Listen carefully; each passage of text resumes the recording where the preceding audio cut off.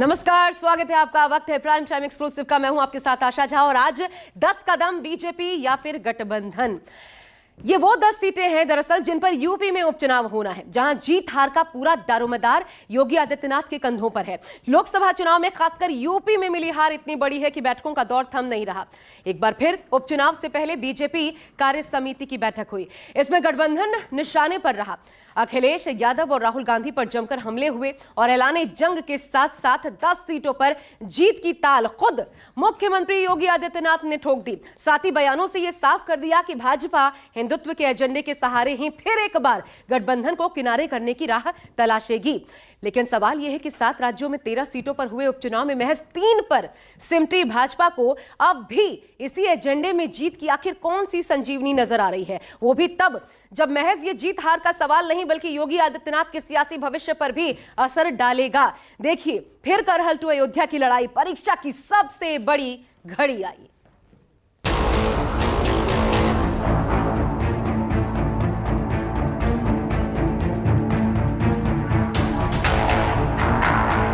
Bharatiya Janata party के कार्यकर्ता को किसी भी स्थिति में बैकफुट पर आने की आवश्यकता नहीं है।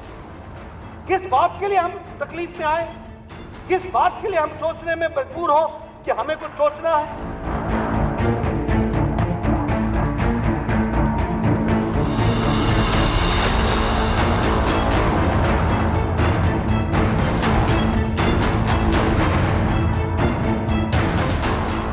यूपी को लेकर बीजेपी में टेंशन, लखनऊ में चला घंटों मंथन।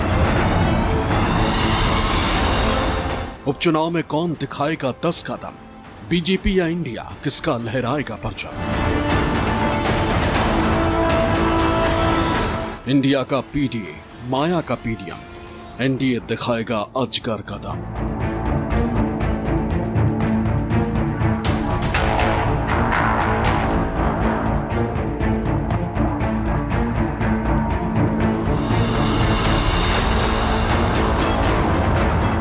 यूपी देश का सबसे बड़ा सियासी अखाड़ा है।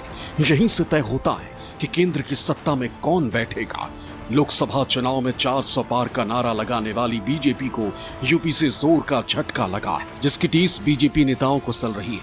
अंदर खाने का दर्द बाहर आ रहा है। राम रथ पर सवार बीजेपी को लगता था कि 2024 के लोकसभा चुनाव में वो 2019 के आंकड़े को भी पार कर जाएगी, लेकिन जब नतीजे आए तो बीजेपी के बड़े से बड़े नेता को भी यकीन नहीं हुआ। पार्टी अयोध्या तक की सीट हार चुकी थी। 2019 के लोकसभा चुनाव में 62 सीटें जीतने वाली बीजेपी 2024 में महज 33 सीटों पर सिमट गई। समाजवादी पार्टी और कांग्रेस के पीडीए के फार्मूले के आगे भारतीय जनता पार्टी की कोई रणनीति नहीं टिक पाई और ये सवाल अभी भी कायम है कि पीडीए के फार्मूले के सहारे बीजेपी कौन सी रणनीति अपनाएगी। बीजेपी में मंथन का दौर अभी भी जारी है, लेकिन अभी तक इस सवाल का कोई जवाब नहीं मिला। लिहाजा बीजेपी अब हिंदुत्व के सहारे ही अपनी सियासत को आगे बढ़ाने की कोशिश कर रही है।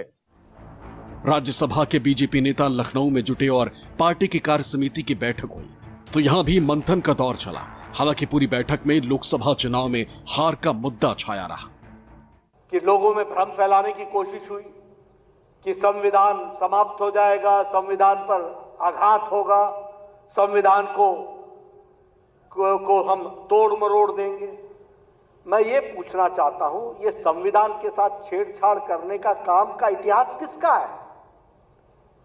और मैं चाहूंगा कि आगे आप ये बात जन जन तक पहुंचाएं। जैसा वोटों की शिफ्टिंग होती है और कहीं पर जब हम लोग ये मान करके चलते हैं कि आत्मविश्वास में कि हम तो जीत ही रहे हैं, तो स्वाभाविक रूप से वहां पर कहीं ना कहीं हमें खामियाजा भी भुगतना पड़ता है। कौन नहीं जानता 2016 में जब समाजवादी पार्टी की सरकार थी, अनुसूचित जाति के नौजवानों की स्कॉलरशिप को समाजवादी पार्टी की सरकार ने रोकने का काम किया था।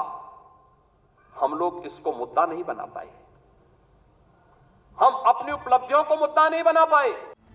बीजेपी कार्य समिति में कांग्रेस और समाजवादी पार्टी निशाने पर रही। दोनों को परिवारवादी और झूठ फैलाने वाला बताया गया। कहा गया कि संविधान और आरक्षण का मुद्दा ऐसे फैलाया गया जिसके जाल में वोटर उलझ गए। बीजेपी ने तय किया है कि वो हिंदुत्व का मुद्दा नहीं छोड़ेगी, इसी के सहारे आगे बढ़ेगी और यूपी के उपचुनाव में सभी 10 सीटें जीतेगी। भारतीय जनता पार्टी संविधान को सर्वोच्च सम्मान देने वाली पार्टी, अनुसूचित जाति, जनजाति और पिछड़ी जाति के अधिकारों को संरक्षित करने वाली पार्टी, लेकिन अफवाह और भ्रम की स्थिति पैदा करके जिस प्रकार से माहौल खराब करने का प्रयास किया गया, हमें उससे सतर्क और सावधान होना होगा। हम उस जीत के सिलसिले को, जिस जीत ने विधानसभा को चुनाव भी जिताया, नगर निकायों में भारी सफलता प्रदान कराई, कोई कारण नहीं 10 की 10 उपचुनाव फिर से भारतीय जनता पार्टी अपने पक्ष में करने में सफल हो। वही बैठक में शामिल होने पहुंचे बीजेपी नेताओं के निशाने पर भी समाजवादी पार्टी और कांग्रेस रही। यूपी के पूर्व सीएम अखिलेश यादव और कांग्रेस नेता राहुल गांधी पर जमकर निशाना साधा गया। कांग्रेस पार्टी ये केवल और केवल समाज को भ्रमित करके अपनी राजनीतिक रोटियां सेकने का काम करती है। भारतीय जनता पार्टी ईमानदारी से समाज को विकास की तरफ आगे बढ़ाने का काम करती है। बद्रीनाथ की सीट कांग्रेस ही जीती थी विधानसभा में, ऐसा नहीं है, और बीजेपी की सीट वो नहीं थी, फिर भी कुछ अंतर रहा है। निश्चित रूप में भविष्य में उसको पूरा करेंगे। इधर बीजेपी कार्य समिति की बैठक पर कांग्रेस और समाजवादी पार्टी ने चुटकी ली। कांग्रेस प्रवक्ता अंशु अवस्थी बोले, ये सिर्फ दिखावे की बैठक है, इनका राज्य की जनता से कोई मतलब नहीं, ये सिर्फ मजाक उड़ा रहे हैं। भारतीय जनता पार्टी की कार्य समिति सिर्फ एक ढोंग और तमाशा है, ये दिखावे से ज्यादा कुछ नहीं, क्योंकि बीजेपी की कार्य समिति में ना तो प्रदेश के मुद्दों पर चर्चा हो रही है, न बेरोजगारी महंगाई पर चिंतन हो रहा है, पेपर लीक जो दिन पर दिन हो रहा है, दलितों पर अत्याचार हो रहा है, उसकी कार्य समिति में कोई चर्चा नहीं। सच्चाई ये है कि उत्तर प्रदेश की जनता ने जो 2024 में बीजेपी को सबक सिखाया है, उसके डर में ये कार्य समिति हो रही है। भारतीय जनता पार्टी कार्य समिति की बैठक थी, जिस समिति की बैठक में भारतीय जनता पार्टी को भाजपा की उत्तर प्रदेश में हुई करारी हार पे आत्मचिंतन करना था, आत्ममंथन करना था, संगठन पे बात करनी थी, लेकिन पूरी कार्य समिति में समाजवादी पार्टी पे चर्चा करते रहे, समाजवादी पार्टी को सलाह देते रहे। भारतीय जनता पार्टी को अपने नेताओं को, अपने कार्यकर्ताओं को सलाह देना चाहिए। जो भारतीय जनता पार्टी के नेता वो अपनी ही सरकार पे भ्रष्टाचार के आरोप लगा रहे हैं। लोकसभा चुनाव के बाद 7 राज्यों की 13 विधानसभा सीटों पर उपचुनाव हुए, जिसमें एनडीए या कहे बीजेपी को करारी हार का सामना करना पड़ा। अब यूपी में 10 सीटों पर उपचुनाव होने, इनमें पार्टी की असली परीक्षा होगी। इनमें 5 सीटें ऐसी हैं जो समाजवादी पार्टी के पास थी, वहीं 3 सीटों पर बीजेपी जीती थी, जबकि 2 सीटों पर बीजेपी के सहयोगी जीते थे। लेकिन बदले राजनीतिक हालात में ये चुनाव बहुत अहम हो गया।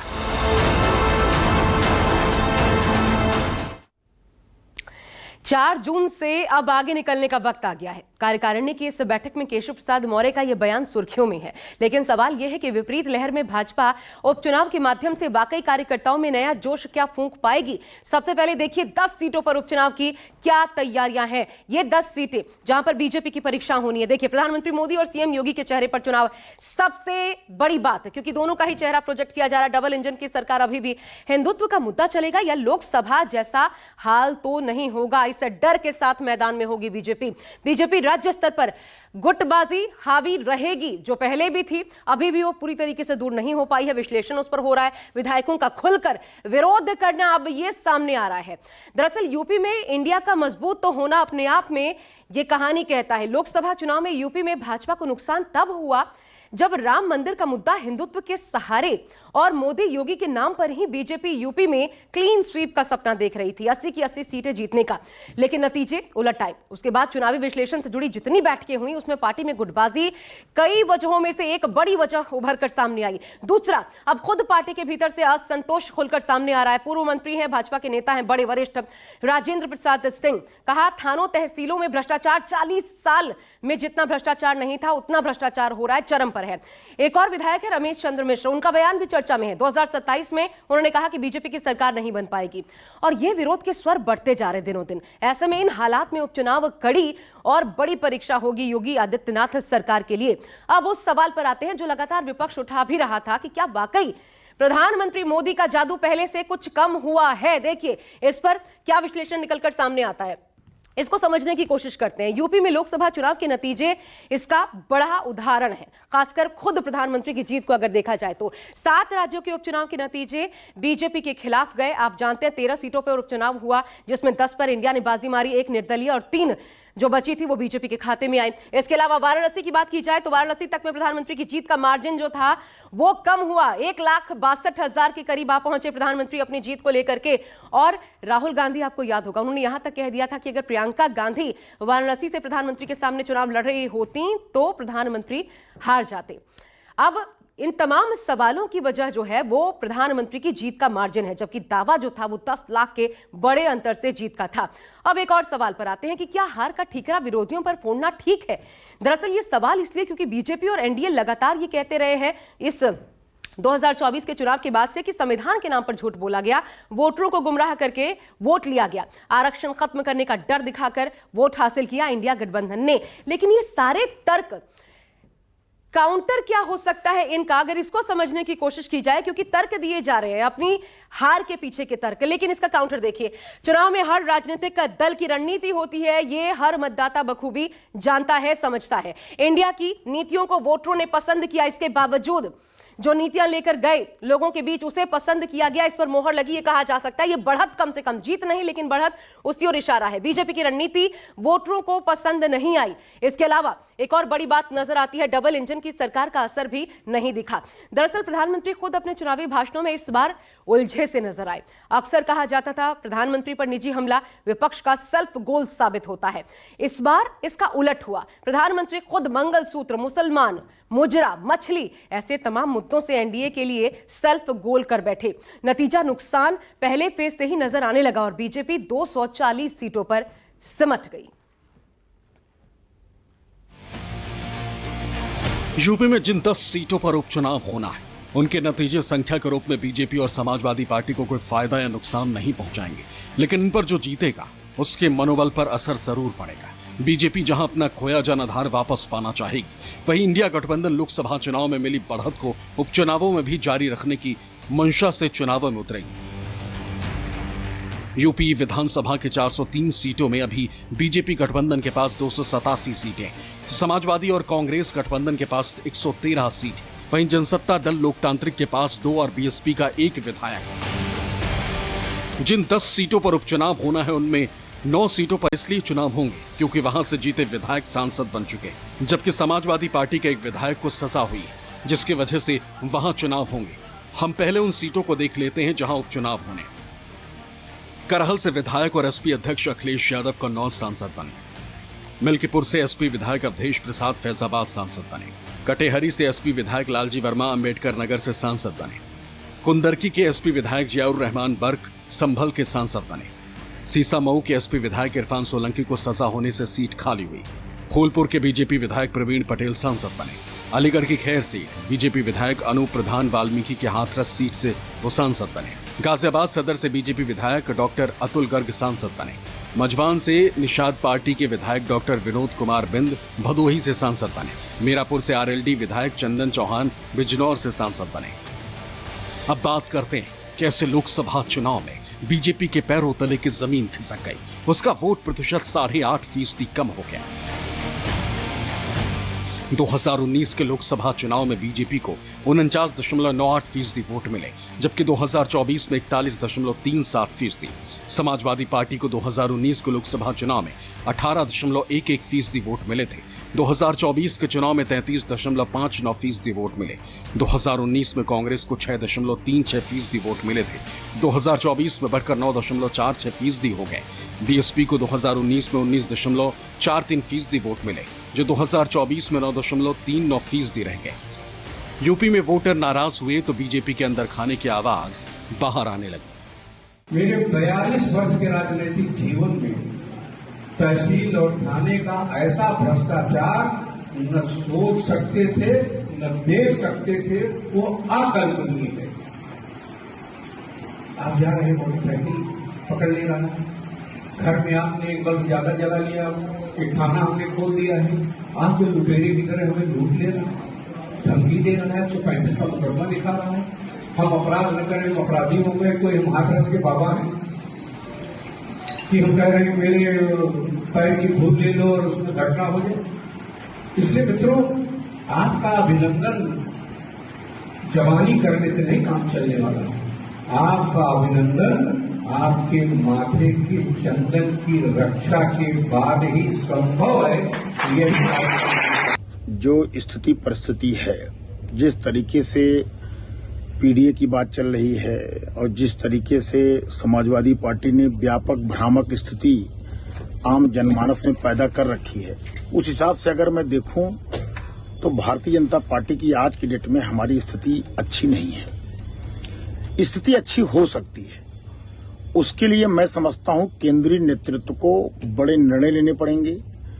केंद्रीय नेतृत्व को जो है कहीं न कहीं उत्तर प्रदेश के चुनाव पे पूरी तरीके से फोकस करना पड़ेगा।